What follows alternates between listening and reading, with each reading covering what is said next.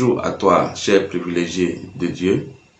Bienvenue dans notre espace Coaching dépassant nos limites, qui est un espace de développement personnel, un espace de motivation, de réarmement mental, un espace de l'audace d'oser où nous dépassons nos limites, où nous travaillons à aller au-delà de nos potentialités intrinsèques, tout confiant que Dieu a mis en chacun de nous toute la force nécessaire pour se réaliser lui-même depuis notre naissance.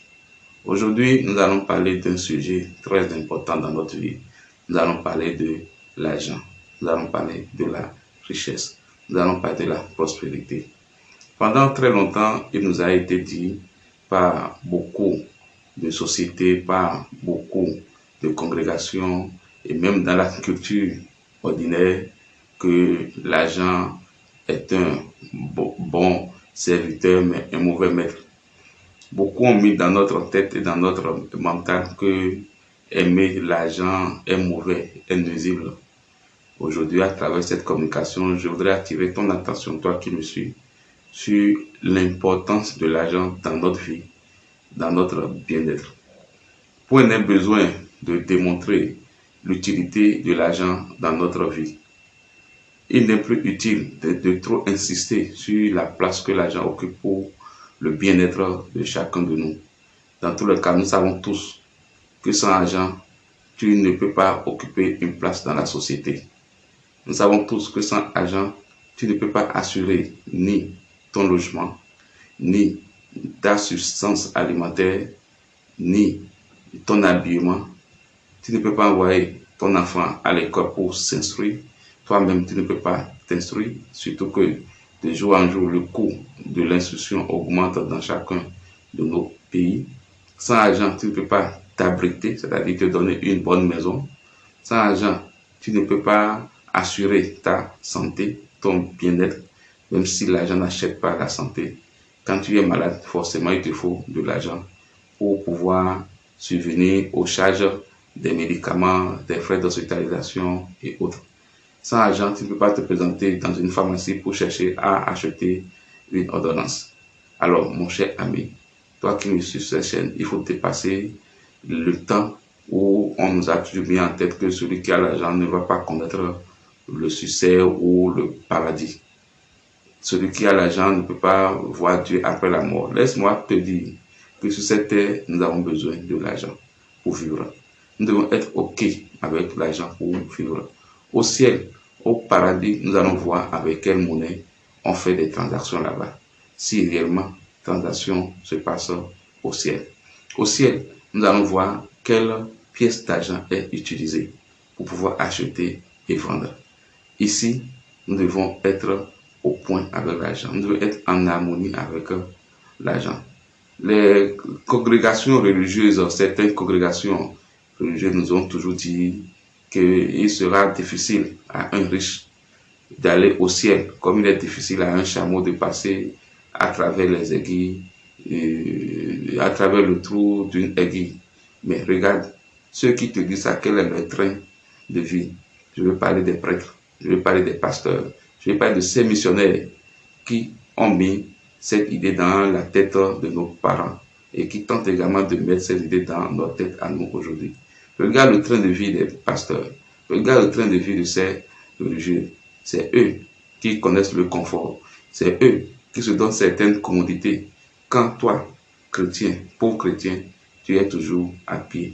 Quand toi, pauvre chrétien, tu ne sais pas avec quoi tes enfants vont se nourrir, le religieux est à la bonne table. Le religieux, il est aux saveurs fines, il est avec du vin raffiné, il prend ses boissons légères et douces, alcooliques, sucrées comme il le souhaite. Mais toi, qui crois en ces paroles, annoncées par ce religieux, annoncées par ce courant de pensée, tu es pauvre.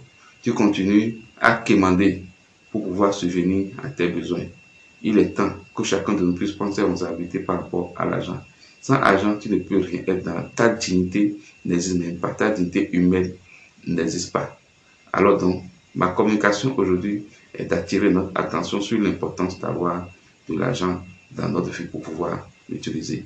Nous devons arriver à un moment donné, et il est temps de cesser de courir après l'argent, mais de domestiquer l'argent, d'amener l'argent à travailler pour nous.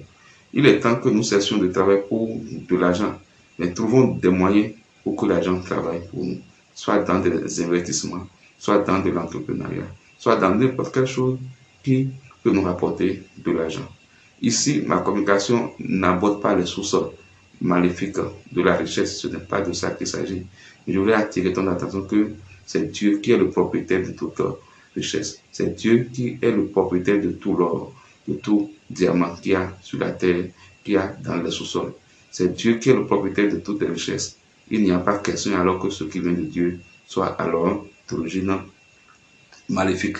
Il n'y a pas question que ce qui vient de Dieu, que Dieu donne gracieusement à tout homme, à tout un chacun de nous, puisse être source de malheur ou de conduire quelqu'un dans l'enfer. Mon cher ami, prenons en conscience, sachant que c'est Dieu qui a donné la richesse à Salomon, c'est Dieu qui en a donné au roi David, c'est Dieu qui a donné la richesse à tous ceux que nous connaissons dans la Bible et qui ont été prospères. Et il n'y a pas question que nous ne prenions pas également notre part de richesse dans cette richesse de Dieu.